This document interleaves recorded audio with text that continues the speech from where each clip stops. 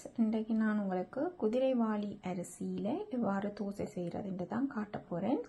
அதுக்கு முதல் உங்களுக்கு சிறுதானியங்கள் பல சாமை, திணை, வரகு, கம்பு, குதிரைவாலி அரிசி இதெல்லாம் சிறுதானியங்கள். இதில் நாங்கள் பலவிதமாக நாங்கள் சாப்பாடுகள் செய்து சாப்பிடலாம். தோசை, இட்லி, பொங்கல் என்று பலவிதமாக தயாரிக்கலாம். இது உடலுக்கு சரியான நல்லது.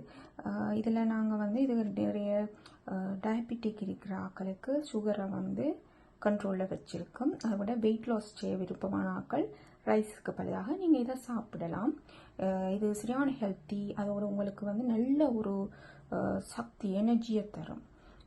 நீங்கள் வேலைகள் செய்கிறதுக்கு டயர்டாக்காது.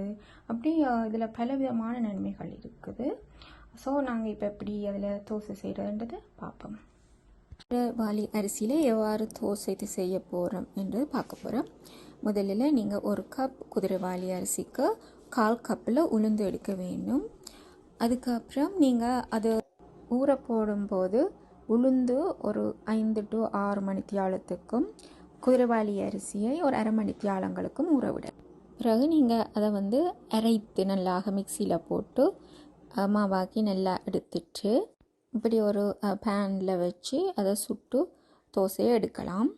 பாருங்கள், நம்ம அழகாக வந்திருக்கு. அந்த தோசைக்கு நாங்கள் வேணுமெண்டா அதோட சைடாக சாம்பார், சட்னி செய்து சாப்பிடலாம்.